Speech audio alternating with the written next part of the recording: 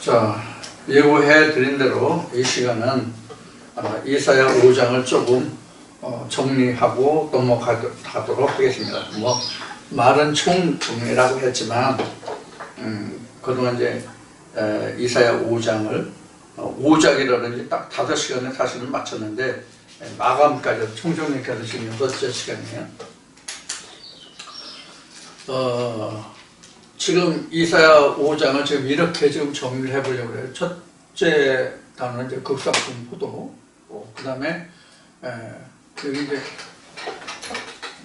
이게 지금 불로 같아요. 홀로인데 홀로 거하고자 하는 자, 그 다음에 거짓근, 그 다음에 그 결과, 이렇게 지금 나눠서 조금씩 그 이야기를 다시 한번 나눠보고자 합니다. 그러니까 다시 이제 그 복습이죠, 복습. 이사야 5장에 대한 복습. 이 극상품 포도라고 하는 것은 다른 게 아닙니다. 바로 하나님의 그 생명의 말씀이 포도나무예요. 극상품 포도예요. 이것이 이제 그 요한복음 5장에서는 예수 자신을 내가 포도나무라고 그랬죠. 예수가 자기 자신을 포도나무라고 그 예수의 그 말씀을 청종하는 자들, 가장 크게는 예수의 그 제자들이죠. 그들을 보고 가지라고 했고, 그래서 결국 극상품의 포도나무라고 하는 것은 뭐가 극상품의 포도나무인가 하면 하나님과 예수와 요한복음에서 증거한 것이 하나님과 예수와 그의 보내신 하나님이 예수의 이름으로 보내신 성령, 이 셋이 합해져서 극상품의 포도나무가 되는 거예요.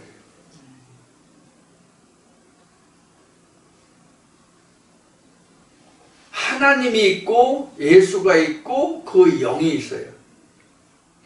여기서 여러분들에게 정리를 하나 해드릴게요. 먼저 한번 말씀을 드렸는데 그냥 마음에 담아두셨는지 아니면 흘려버렸는지 모르겠지만, 여기서 하나님은 여러분들이 잘 아실 거니까 언급을 하지 말까? 여기서 우리가 하나님 하면은 이거 이제 지워도 되죠? 이거 이제 1, 2, 3, 4 내용 쓴 거 이거 지워도 되죠? 지우고 말씀드리겠습니다. 우리가 하나님 하면 하나님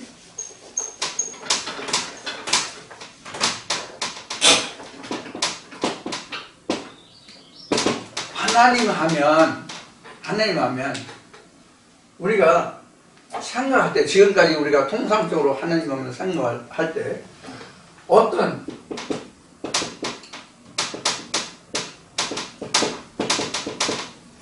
실상의 존재로 생각했단 말이에요, 우리가 하나님. 그래서 하나님이 초선은 하늘이야. 이 하늘이라는 것은 성경에 그 기록된 대로 그냥 하늘이야. 하나님은 하늘에 계시다니까 그냥 하늘이야. 그래서 하늘 어딘가에 모르지만 하늘의 실상의 존재로 계신 하나님. 그러니까 여기서 실상이라는 것은 뭘 얘기하냐면 유형의 존재로 하늘에 계신 어떤 하나님. 그래서 앞 시간에도 얘기했듯이 우리가 죽으면 기독교에서 얘기하는 것 같이 우리가 죽으면 하나님 앞에 하늘로 올라가서 하나님 보좌 앞에 가는 것, 이렇게 생각하고 있잖아. 그러니까 실제 어떤 그 앞으로 장차 만날 그런 대상의 존재로 생각한단 말이에요. 그게 실존이지. 유형의 실존의 존재로 생각하는 거예요. 그럼 성경이 이렇게 돼 있냐는 거예요, 성경이. 성경이 이렇게 돼 있냐고, 기록되어 있냐고, 이렇게 실상의 유형의 존재로 기록하고 있냐고. 가장 단편적으로 얘기하면 요한복음 4장에서 예수가 뭐라고 얘기해요? 하나님 영이라고 얘기하잖아, 하나님은. 요한복음 6장에서도 그렇게 얘기하잖아. 예수가 우리가 그토록 사모하고 그토록 좋아하는, 사랑하는, 보고 있어도 보고 싶은, 너무 사랑해서 보고 있어도 보고 싶은 그런 하나님과 예수를 우리는 어느 실상의 존재, 물론 예수는 2000년 전에 유대 땅에 실존했던 인물을 지금 우리가 생각하고 있지만 하나님도 2000년 전 유대 땅에 갔던 예수와 같이 그런 어떤 실상의 유형의 존재로 생각하는 그런 사람들이 많은데 요한복음 4장은 어떻게 증거하고 있냐고. 하나님이 영이시다. 하나님은 영이시다. 하나님은 영이시다. 하나님은 영이시라는 것은 무슨 얘기예요? 뼈와 살이 없다. 뼈와 살이 없다. 이 얘기잖아. 하나님 여기서 뼈와 살이 없다. 뼈와 살이 없으면 뭐예요? 유형의 실존이에요? 유형의 실상이냐고. 무형의 실상이라고. 무형의 실상. 그래서 히브리서 11장에 보면 믿음을 어떻게 정의하고 있어요? 믿음을 어떻게 정의하고 있냐고. 보이지 않는 것들의 실상이 믿음이잖아. 보이지 않는 것. 그럼 하나님을 보이지 않는다는 뜻이잖아. 근데 무슨 존재로 생각하냐고 자꾸. 존재로 생각하는 것까지는 맞는 얘기네. 유형의 존재로 생각하냐고. 하나님의 뼈와 살이 없으면 무형의 존재란 말이에요. 그래서 베드로는 뭐라고 그랬어요? 믿음의 결국은 영혼의 구원이라고 얘기했죠. 영혼의 구원이라고 얘기했잖아. 그럼 우리가 신학에서 우리 육체의 부활을 생각하고 꿈꾸고 그렇게 얘기하는 이유가 뭐냐? 몸이 다시 산다는 것을 고린도서 15장에 증거하고 있거든. 그 몸이 뭔데? 사르스가 아니라 소마예요. 원에 밝으신 신학자들 뭐합니까? 히브리어하고 헬레에 밝으신 신학자들 뭐하고 있냐고. 왜 이걸 밝게 말해주지 않냐고.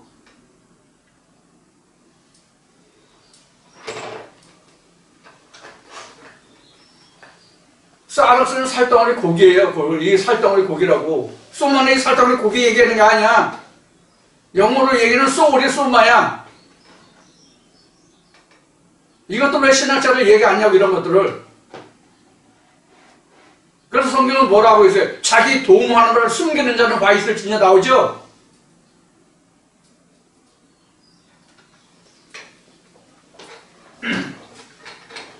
그래서 하나님을 유형의 실존으로 생각한다고. 그래서 저와 같이 목회를 하고 있는 어느 목사가 실가는 교회도 하나님이 이런 존재가 아니야. 그러니까 실족해서 나간 사람들이 한둘이 아니라는 거야.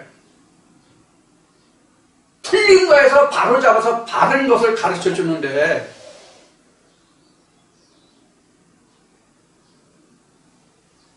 이게 지금 교계의 기독교의 실상이야, 이게요. 이 책임이 누구에게 있어요? 목회자들에게 있는 거 아니에요, 목회자들에게.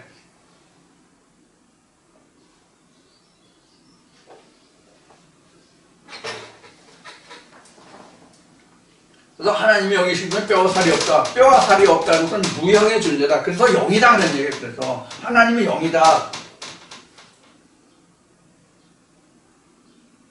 근데 일부 신학자들은 지금 이렇게 영이라는 얘기를 하니까 일부 신학자들이 대부분 신학자들이 영은 인간이 태어나면서부터 영이 있다라고 생각한다는 거예요.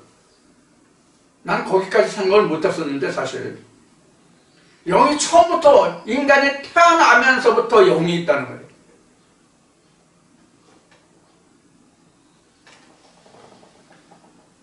근데 제가 성경을 입문하고 나니까 우리 인간도요, 짐승하고 똑같아가지고 처음부터 혼도 없어. 혼은 영은커녕 혼도 없어요. 우리는. 그럼 우리가 영과 혼이 우리가 이것만 해도 이거 또 시간 많이 걸리네.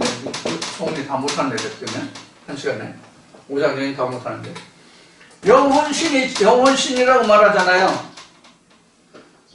이게 사르트란 말이에요. 이게 육체 우리가 육체야.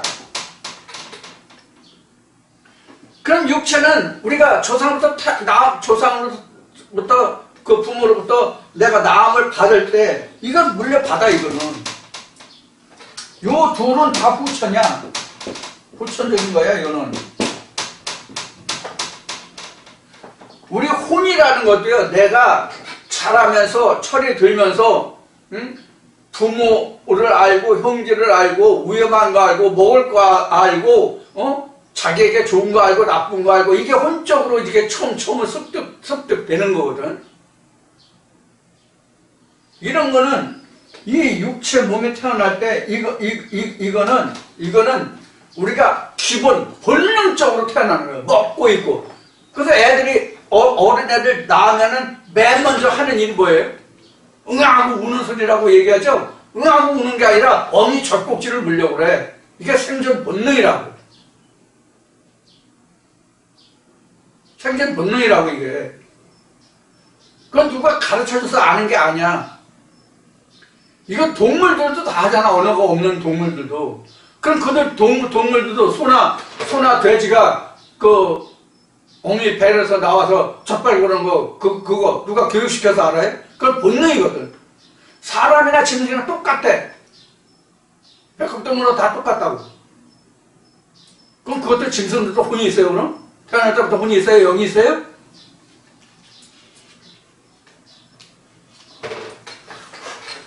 그래서 이 혼도 그 사람이 태어나서 자라나는 환경, 또 그 교육 수준, 이런 거에 따라서 이 혼도 수준이 달라요. 혼적 수준이. 그래서 이 혼에다가 하나님의 영을 담는 거거든. 이것을 그릇이라고 하는데 이것을 소문하고 한 거야. 이 그릇에 담는 게 아니라 육신의 그릇에 담는 게 아니라고.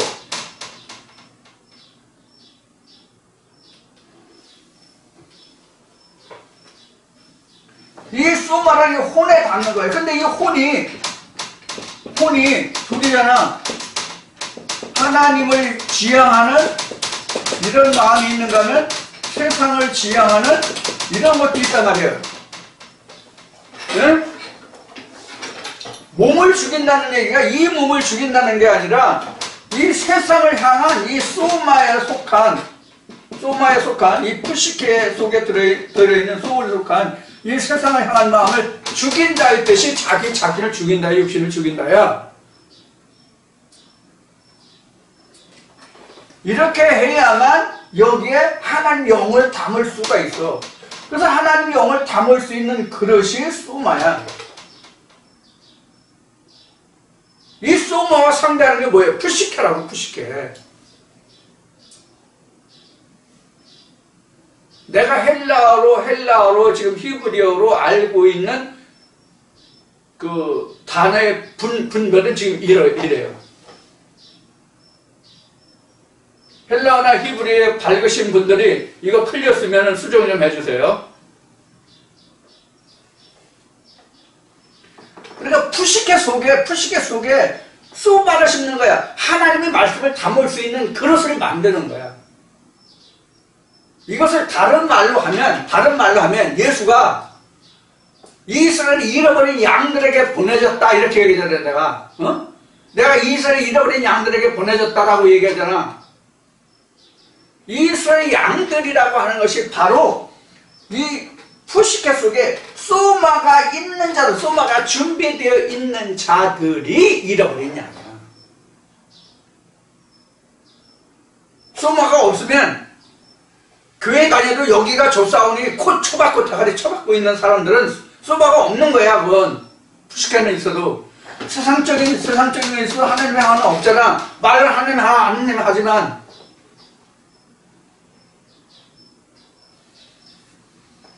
그래서 요거는 요거 세상적으로 한 건 교회 다녀도 이건 유전인 거고 하나님의 지향적인 것은 이거는 하나님의 계명이야. 이거는 무엇이거든요.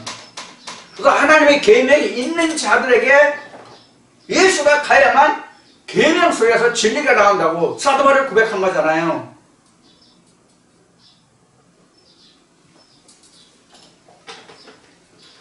만약에 그냥 유대인들의 잃어버린 양이 그냥 이스라엘 백성들에게 다 보내진 것이라고 하면 예수가 십자가에 왜 죽어? 예수가 십자가에 왜 죽어? 그들이 다 환영할 텐데.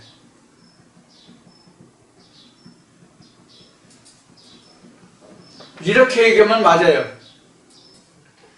구원이 유대인에게서 남이라. 이렇게 얘기하면 맞아요. 예수가 유대인에게 보내졌다. 이렇게 얘기하면 맞다고. 근데 그것을 구분하면 소마가 있는 자들은 잃어버린 양이고 소마가 없는 자들은 잃어버린 양이 아니야. 그건 염소새끼야.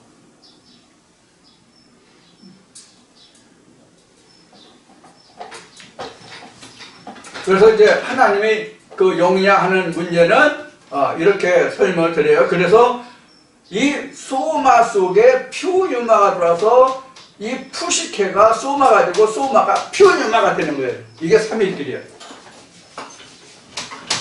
여기까지만.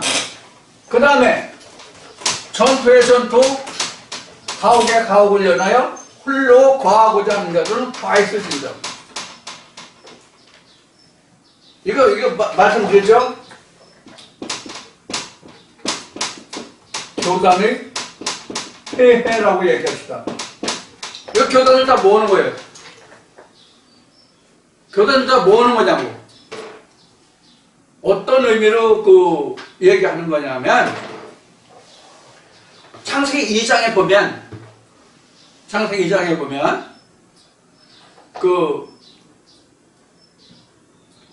아담과 하와가 부모를 떠난다고 돼 있죠? 부모를 떠난다고 돼 있잖아요. 이 부모를 떠난다 이 말씀이 전개되면 어떤 뜻이 되냐면요. 건물의 교회가 커야 할 필요가 없다예요. 왜? 아니 장사하면 철들면 죄금 내야지. 자식새끼 40대, 50대, 70대, 80대 때까지 부모가 끓이고 살아요? 철들면 나가야지.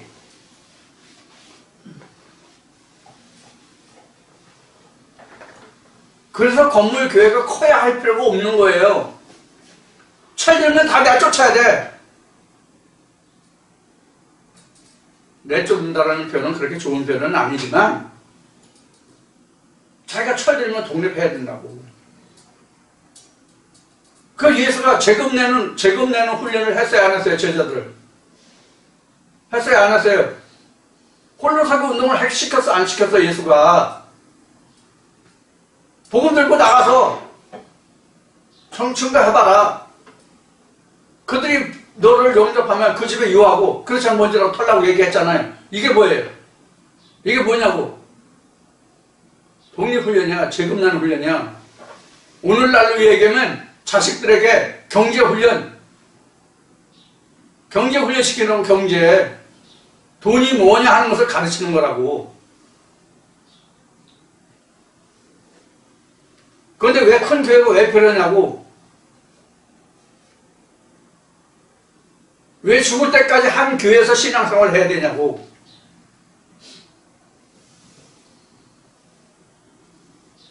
우리가 세상적으로 보면요, 이런 거예요. 그 사람이 죽을 때까지 그 교회에서 신앙생활을 한다는 것은 우리 육신으로 생각하면 그 애는 장애자 아니면 뭔가 신체적으로 이상하게 태어난 애야. 그러니까 부모가 도와줘야 돼. 유명한 목사님들 다 영적인 장애자 만들려고 생각하십니까? 그러니까 화 있는 거예요. 내가 다 끓이고 있으려고 하면. 그게 화라고.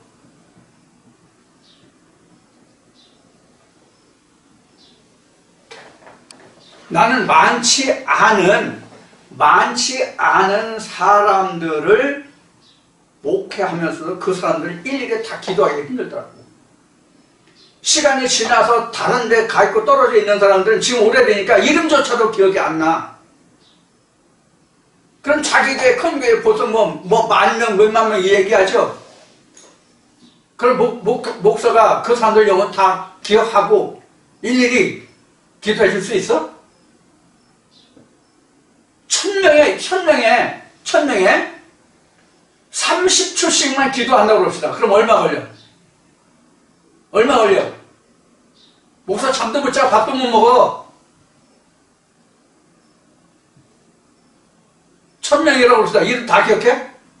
그 사람 머리가 얼마나 좋은지 모르지만 1000명이라면 다 기억해? 그 이름을? 아마 얼굴 조사도 다 기억 못할 거예요. 몇천 명 되면. 근데 그게 목회가 된다고? 내가 터무니없는 얘기를 하면 이런 얘기를 해요. 1000살 먹은 늙은이 이빨 빠지는 소리 한다고 하거든요. 1000살 먹은 늙은이가 있을 수 없으면 물론이고 1000살 먹었으면 이빨 있겠냐고. 근데 이빨 빠지는 소리 왜 해? 1000살 먹은 노인데 이빨 빠지는 소리 해. 너무 터무니없는 얘기를 한다는 얘기예요. 목사님들 무슨 뜻인지 이해하시겠어요? 성경이 말하는 것이? 그런 뜻이에요. 그래서 자기 혼자 다 걸쳐 담으려고 그래. 먼저 이 말씀에서는 아합 때 그 나봇이라는 사람이 가지고 있는 조그만 포도원 60 나가지고 그거 자기 이세벨이 앞장서가지고 죽게 해가지고 그 땅 차지하는 것이 이런 말씀을 드렸습니다만은 이제 실상이 이런 거예요. 자기 혼자 다 차지하려고. 그 교단이 왜 있는 거냐 하는 거예요. 그래서 교단 이면을 들어가 보자고. 한국은 한국, 미국은 미국, 어느 나라든지 그 교단에서 자기 나라 땅에 있는 그 모든 교회를 다 홀로 통차지하고 싶은 거야. 이게 교단의 생태예요. 잘못 얘기했나? 자기 교단을 견고히 세우기 위해서 교단이 있나? 몰라요. 제가 확대 해석했는지 모르지만 제가 보기에는 그렇게 보여요. 이 말씀에서. 이것이 지금 전토, 가옥의 가옥을 연하여 홀로 거하고자 있는 자, 그들에게 화가 있다는 뜻이에요. 한 교회를 오면 그 교회 쪼개라고 목사들 많잖아. 부목사들 많잖아.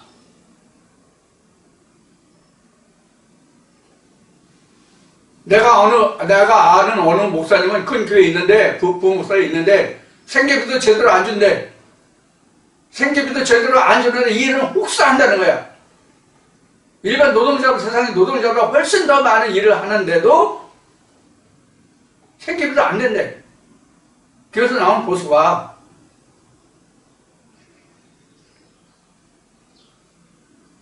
이게 교계의 실상이라고 이게.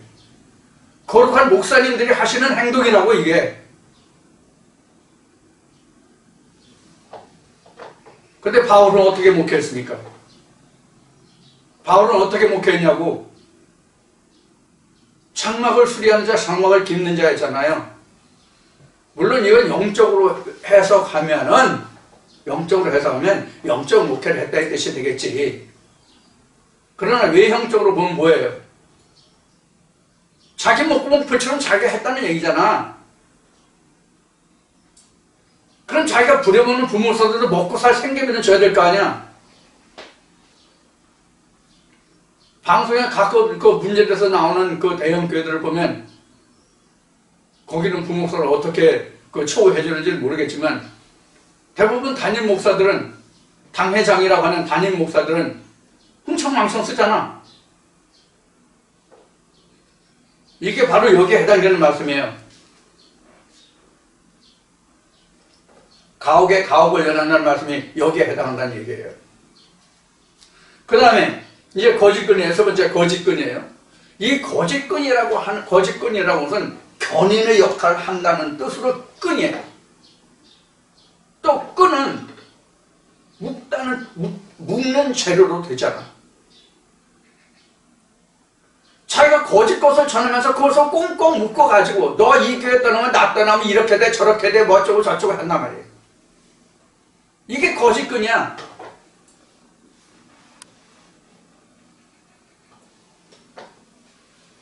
그래서 말씀을 드렸죠. 이거를 제가 잘못해가지고 실족한 그들을 위해서 나는 기도한다고. 그들 저주 않는다고. 그 근거가 뭐냐? 주께서 가르쳐주신 기도문에 있어요. 땅에서 매면 하늘에서도 매인다. 땅에서 풀면 하늘에서 푼다. 그럼 키가 어디 있어? 하나님께 있어, 땅에 있어? 하늘에 있어, 땅에 있어, 키가? 땅에 있잖아요. 그 땅이 나잖아. 각자잖아.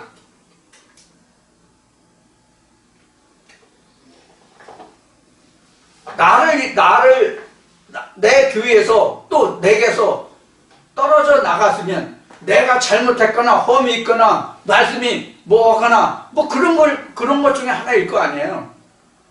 그럼 내가 부족한 것이 뭔가? 내가 잘못한 것이 뭔가? 그리고 내가 저 영혼을 위해서 내가 할 게 뭔가? 이런 걸 먼저 생각해야 맞지 않아요? 근데 어떻게 하냐고. 저주를 퍼붓는 목사들이 많잖아. 다는 아니지만 저보다 더 열심히 기도하고 그 영혼을 위해서 애쓰고 힘쓰는 목회자들도 많이 있죠. 근데 그렇지 않은 목회자들도 많이 있단 말이에요. 제가 주변에서 보고 겪기는 그래. 그러면 안 된다는 거죠. 그게 바로 거짓권이에요. 이렇게 이스라엘 백성들이 하나님의 종을 세워서 그들을 통해서 이스라엘 백성들을 치리하게끔 했잖아요. 이게 신정국가라고 하는 거잖아요. 그게 바로 대표적인 게 이스라엘이잖아요. 우리가 성경에서 보는 게 신정국가 이스라엘뿐이 없었잖아요. 지금까지는요. 한 나라뿐이 없었어. 그 이유는 신정국가가 세워지지 않았어요. 앞으로 말씀이 세워지는 나라가 신정국가가 될 거라는 얘기를 했어요. 자, 그래서 이렇게 거짓꾼으로 목회를 하고 교회를 이끌어가는 데는 화가 있다. 그 다음에 뭐냐? 포도주예요. 그 다음에 포도주예요. 이 포도주가 있는데 이 포도주를 여러 가지로 말씀을 드렸죠. 진리의 포도주 있고요. 하나님의 생명의 포도주가 있어요. 예수 그리스도 극상품의 포도에서 나오는 것만 포도주예요. 그런데 여기서 요한복음 2장을 통해서 가장 맛있는 포도주가 극상품의 포도주가 뭐라고 그랬죠? 색포도주였죠. 색포도주. 색포도주 말씀드렸죠. 새포도주는 뭐가 새포도주냐? 묵은 포도주는 무엇이 묵은 포도주냐? 묵은 포도주는 그거 뭐야? 그 나폴레옹 꼬냑이 그 포도주가 아닌가 모르겠는데 나폴레옹 꼬냑 뭐 루이 13세인가 루이 3세 때 만들어진 그게 그 포도주인가? 그 포도주인지 뭔지 내가 모르겠는데 하여튼 내가 이름은 들어봤는데 그게 국산품 포도주인가? 요사이 나오는 우리나라도 얼마 전부터 그 포도주가 많이 유행하고 있는 걸로 아는데 포도주 소믈리에인가 그런 것도 있더라고요. 방금 보니까 칠레산인지 이태리산인지 아르헨티나산 어떻게 제일 맛있어? 자우지가 어쨌든 자 이런 포도주는 새 포도주고 아주 옛날 옛적에 만들어진 건 묵은 포도주인가요? 묵은 포도주라는 것은 지금까지 내가 신학에 의존해서 들어왔던 모든 하나님의 말씀들이 묵은 포도주예요.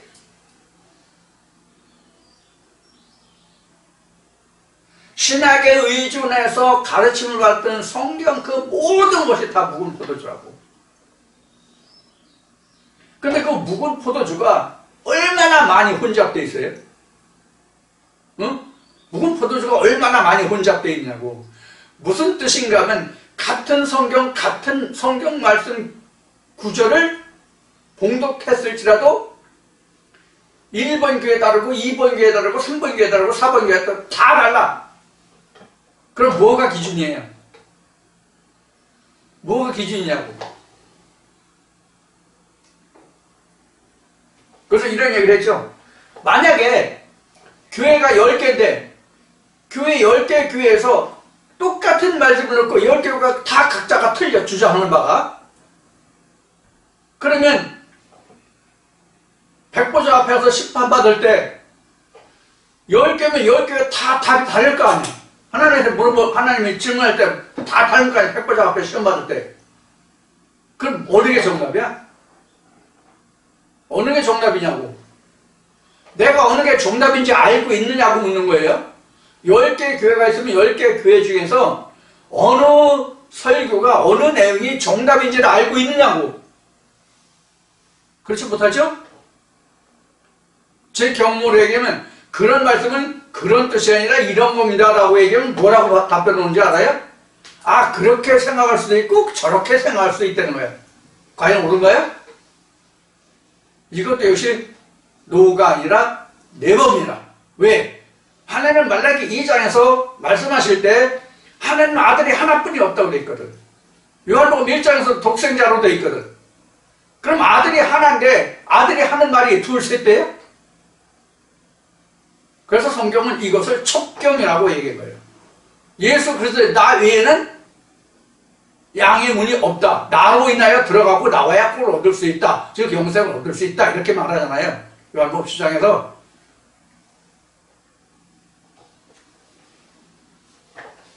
그래서 이 거짓 포도주 독주를 잔뜩 내면서 마셔라 구하라 우리같이 참 이런 저 하나님의 말씀 없다. 이래서 밤이 늦도록 밤이 맞도록 이렇게 독주를 피는 자들은 화 있다고 돼 있죠. 이 진리의 포도주를 내는 자들, 이 진리의 포도주를 내는 자들을 여기에서도 보면은 그 모든 성경이 누구에게 쓰여졌냐는 말씀을 드린 적이 있죠?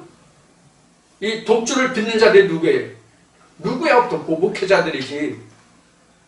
교회 나오는 신도들이 독주를 빚어요? 아니에요. 절대로 독주를 빚는 것은 목회자들이에요. 그래서 독주를 빚는 자나 독주를 마시는 자는 다 죽는 거예요. 여기서 뒤에 가면 이제 애굽에 대한 얘기가 나올 때 그때 다시 또 언급될 거예요. 그래서 이러한 사람, 이러한 그 교회에 대해서 하나님은 포괄적으로 뭐라고 말씀하시냐면 나를 떠났다, 내 말씀을 어겼다, 내 율법을 버렸다, 나를 버렸다 하나님 이렇게 말씀하시는 거예요. 그러면 이사야 5장 시작하면서 내가 울타리를 걷어버린다고 그랬잖아요. 그럼 울타리를 걷어버린 게 뭐냐? 이방인에게 붙이는 거예요. 이스라엘 백성을 이방인에게 붙이는 거라고. 그래서 북이스라엘은 아수르에 멸망하고 남유다는 바벨론에 멸망을 당해서 그들에게 갖은 참 말로 표현하기 힘든 그러한 화를 입었죠. 그럼 이스라엘 백성들이 그것으로 끝났어요? 2차 대전 때 유대인들이 받은 그 혹독한 징벌이 어디에서 왔냐고요?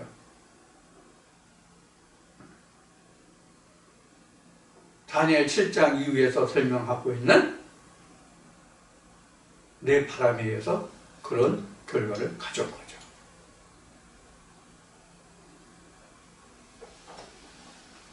그러니까 다시 말씀드리지만 하나님의 은혜를 입는다는 것은 지극히 복된 거예요. 시편 133편에 기록된 말씀과 같이 하나님 복을 명하셨는데 영생의 복이잖아요. 그럼 이 영생이 뭐예요? 유일하신 참 하나님과 그의 보내신 자를 알고 믿는 것이 영생이라고 그랬잖아요. 그럼 영생이 유일하신 참 하나님과 그의 보낸 자 예수를 알고 그러면 그것이 영생의 복이라 이렇게 시편 133편의 말씀으로 기록이 되잖아요. 그런데 우리가 왜 이러한 하나님의 말씀이 이러이러하다라고 하는 이 말씀에 대해서 비토를 놓느냐 이거예요. 그래서 앞 시간에도 말했지만 뭐라고 얘기해 이런 것에 대해서 우리 전하는 말을 누가 들었으면 누가 믿었으면 누가 옳다 시인했는가. 이제 이사 말씀하면서 또 나와요. 이제 이 말씀이요. 그래서 여호와의 팔이 누구에게 나타났냐고 묻는 거예요. 여호와의 팔이 나타났는데 그 두 가지죠. 복의 손길로 나타나는 여호와도 있고 진노의 손길로 나타나는 여호와의 손길도 있고 이렇다는 걸 우리가 알아요. 그럼 이거를 누가 만드느냐? 하나님이 어떤 팔은 의의 손이고 어떤 사람이 하나님의 진노의 왼손이에요? 이것도 이제 그 이사 말씀에서 뒤에 나와요. 그래서 누가 보면가 기록한 오른편 그 강도가 왼편 강도가 그래서 이제 설명이 이제 가능한 거예요. 그 어느 편 강도가 내가 나와 오늘날 나원에 함께 있을 것이라는 그 말을 듣고 구원을 받았냐 하는 문제를 오른편이다 왼편이다 말하는데 서로가 이것을 논쟁하는데 어디 왼편 오른편이 있느냐 이렇게들 말하고도 그러는데 이건 성경을 종합해 보면 간단하게 답이 나와요. 이렇게 우리가 똑같은 한 성경을 우리가 놓고 보잖아요. 물론 같은 성경은 아니에요. 한 성경이지만 같은 성경이 아니라는 뜻이 뭐냐면 번역본이 번역본이 많으니까 뭐 오픈 성경도 있고 열린 성경에서는 닫힌 성경도 있겠네요. 요한계시록에 기록된 것 같이 7인으로 딱딱 봉한 성경도 있고요. 그죠? 7인을 확 열어가지고 열린 성경책도 있고요. 이거 열렸는데 지금 펴졌잖아. 그러니까 열린 성경이네 이건. 그런데 닫힌 성경이라는 제목은 없더라고. 열린 성경이 있는데. 그리고 번역본이 상당히 많잖아요. 제가 가지고 있는 그 성경을 보면은 번역본이 굉장히 많아요.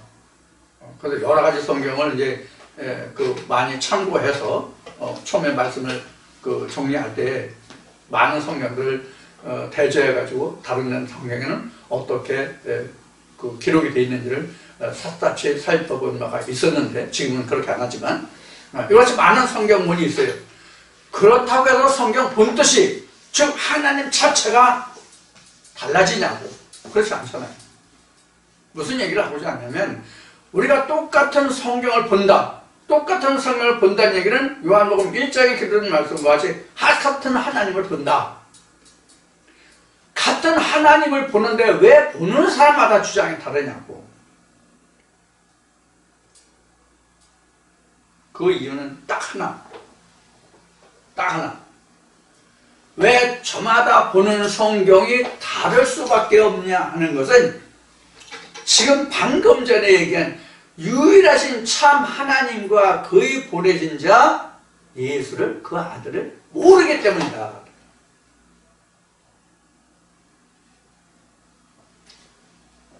여기서 앞에 설명드리려고 하다가 시간이 너무 많이 소요될 것 같아서 그냥 지나가려는데 시간이 조금 남은 것 같아서 좀 설명드리겠습니다.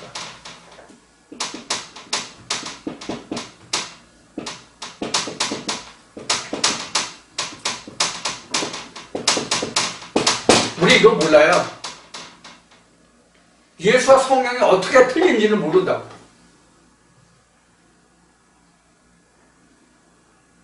예수와 성경이 어떻게 틀린지를 몰라. 그러니까 우리가 자꾸 성령을 예수하고 성령을 얘기하고 예수를 얘기하면 이것이 저건지 저게 그건지 이건지 저건지 이거 잘 분별 못하는 사람들이 굉장히 많아. 그래서 이제 종이를 내려드리는 거예요.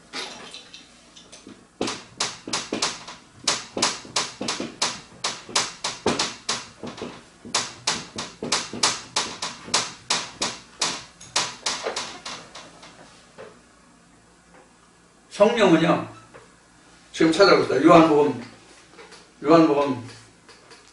어딨나? 요한복음이 신약인가 구약인가 모르겠네요. 성경 원화만 보니까 목사가 성경을 다 같이 안 보는 사람 없을 거야.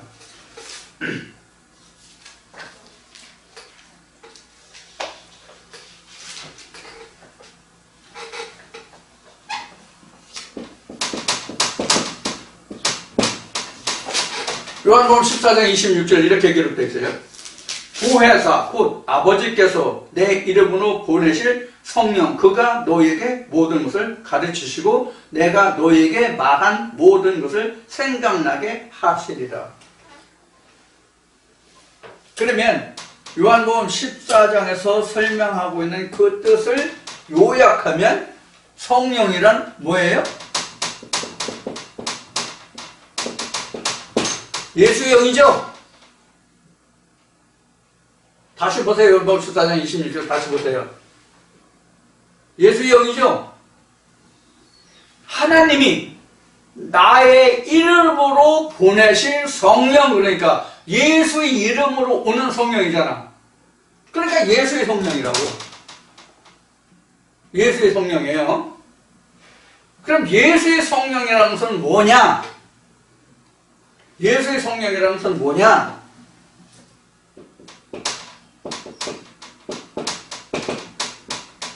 말씀이 요한복음 1장에서는 로고스라고 되어 있잖아요. 로고스라고 되어 있는데 이것을 출애굽기 3장에 가면 나는 스스로 있는 자라는 말씀이 나오죠. 나는 스스로 있는 자라는 말이 나와요.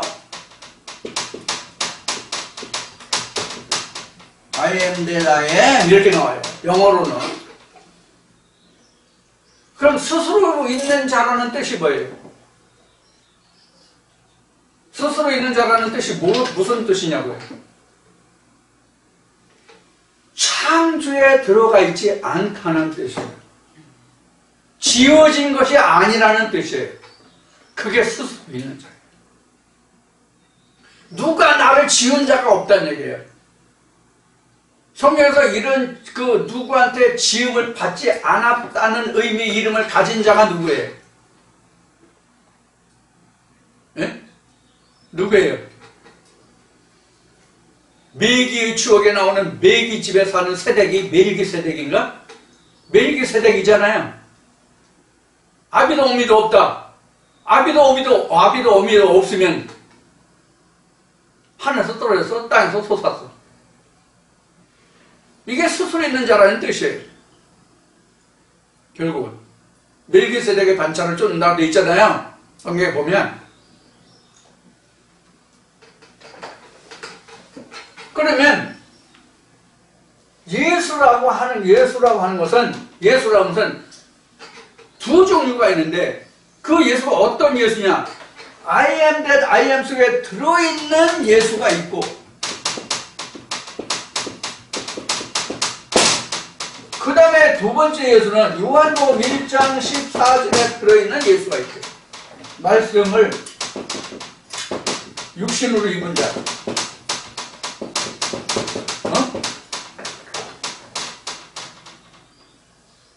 자, 여기서 구분하면 예수와 성령을 구분하면 예수는 말씀이 육신을 입은 자가 예수예요. 나도 예수 될 수 있고 너도 예수가 될 수 있는 거예요. 성령을 입은 자가 예수란 말이야. 성령을 입은 자가 예수라고. 그럼 이 육신이 예수냐? 그 성령으로 온 그 말씀 자체가 예수라고. 그러니까 육신을 입으면 예수고 육신을 벗으면 영이 되는 거야. 그러니까 영이 되니까 죽은 후에 요한계시록에 나와 있는 것 같이 아버지의 보좌에 갈 수 있는 거야. 아버지가 영이니까 영으로 가는 거야. 그래서 육체의 부활이 없다는 거야. 앞 시간에 얘기했듯이요. 육체의 부활이 있다 보면 어떤 일이 벌어질 것 같다고 전에 얘기했죠? 다른 영상에 많이 있는데 기독교에서 주장하는 것 같이 어느 날인가 재림주가 오면 무덤문이 열리고 다 부활한다고 돼 있잖아. 그럼 언제부터 나와야 돼? 성경 기록을 하면 아담 때부터 다 나와야 될 거 아니야. 그럼 아담 얼굴도 보고 모세도 보고 아브라함도 보고 노아도 보고 다 보겠네? 가룟 유다도 보고 가룟 유다 보면 딱에 한 대 올려붙이고 싶은데 너 자식아 왜 네 스승을 선생을 팔아가지고 죽게 해서 이렇게 딱에 한번 올려붙이고 싶은데 기독교에서 주장하는 대로 다 그렇게 육신을 부활한다고 가정해 봅시다. 가정이에요? 왜 가정이라고 얘기해요? 그런 일이 절대로 일어나지 않기 때문에 가정이라고 얘기하는 거예요. 가능성이 0.0000 죽을 때까지 000 하다가 끝에 1을 붙이는 그만큼만 비율도 확률도 없으니까. 이 얘기는 무슨 얘기예요? 영혼이 없다는 뜻이죠. 그럼 가정에서 2000년 전에 예수를 팔았던 가룟 유다를 부활했다고 그랬다. 그럼 가룟 유다인지, 오라 유다인지, 갈 유다인지 알아 몰라. 그놈이 어떤 놈인지 만난 적이 있어야 알 거 아니야. 내가 따귀를 올려 붙이고 싶어도 못 올려 붙인다 그런 얘기예요. 모르니까.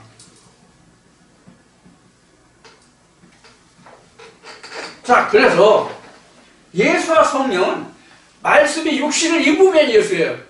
그래서 요한계시록에서 사도 요한에게 그렇게 끝까지 천국에 대해서 이야기하던 그 예수의 영이 나중에 사도 요한이 너무 고맙고 감사해서 천국의 비밀을 다 알려주니까 너무 고맙고 감사해서 절을 하려고 하니까 뭐라고 했어요? 예수의 영이 나한테 절하지 마라.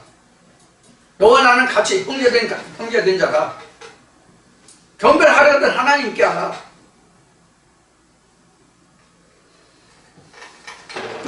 그래서 성령이 참 예수예요. 성령이 참 예수고 우리는 지어진 예수란 말이에요. 우리 인간은.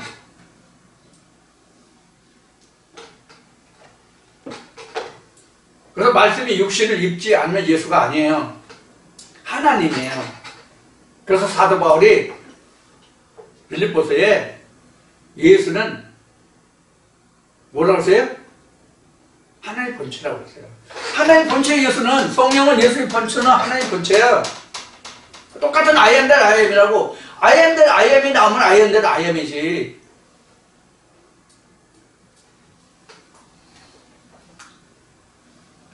이게 이제 그 극상품 포도나무에서 여러분들에게 좀 설명을 하고자 했던 부분인데, 그럼 너무 시간이 길으니까 이것을 그냥 지나가려고 했던 거예요. 그런데 좀 시간이 좀 남았기 때문에 말씀을 드렸어요. 이렇게 말씀을 드려도 예수와 성령을 착각할 거라고. 그래서 우리가 성령이 오면, 요한복음 26절에 성령이 모든 걸 가르치는 거예요. 말씀이 육신을 입으면 그 말씀이 말씀이 육신을 입은 그 성령이 내게 가르친다고. 말씀에 대해서. 이 성경에 다 예수가 말한 거잖아, 다. 아, 저 목사 또 오늘 또 쌩 거짓말 하네. 구약은 모세의 글이고 선지자의 글이지 그게 예수의 글이야. 이렇게 말하고 그렇게 신앙할 사람이 많이 있겠지만, 그럼 예수가 모세의 글에 전부 다 나에 관한 것이 나에 관해서 기록한 것이라고 한 그 말은 그럼 여러분 어떻게 생각합니까? 그 말은 이의가 없어요? 그럼 제가 한 말인데 이의가 없어야죠. 왜? 구약의 모두가 모세의 글이 다 예수에 관한 글이면 지금 얘기같이 이 성경에 다 예수가 한 말이잖아요. 결국은 어떤 예수가 2000년 유대 땅에 왔던 그 예수가 아니라 하나님 속에 들어있는 그 성령이 한 말이잖아, 다. 그러니까 다 예수의 말이지. Understand?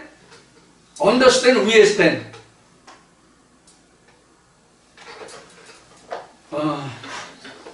이같이 우리가 같은 성경을 보고 있지만 그 보는 시각이 정말 너무 다르죠. 하늘과 땅 차이죠. 같은 성경인데 근데 누가 더 옳다고 이야기를 하고 있어요? 이게 이제 앞으로 말씀에서 이제 이 말씀도 또 나오게 될 것 같은데, 성경에 이런 말씀이 있죠? 바울이 기록했나? 이사야서에 기록되어 있나? 아닌가? 모세의 글에 적혀 있나? 어디에 적혀 있는지 모르겠네. 창세기 1장 1절인가? 잘 모르겠는데, 하여튼 생각나는 게 뭐가 있냐면 이런 말씀이 나왔어요. 남편 없는 자의 자녀가 남편 있는 자의 자녀보다 많다. 이렇게 나왔죠? 그런 말씀이 성경 어딘가에 있을 거예요. 창세기 1장 1절 같은데, 내가 생각하기에. 아닌가요? 여러분들 잘 찾아보세요, 그럼. 좀 가르쳐 주세요. 이런 말씀이 뭐냐 하는 거예요, 뭐냐 하는 거예요. 그럼 남편 없으면 과부잖아. 그럼 과부가 자식들이 더 많아? 그럼 맨날 과부가 사통했나?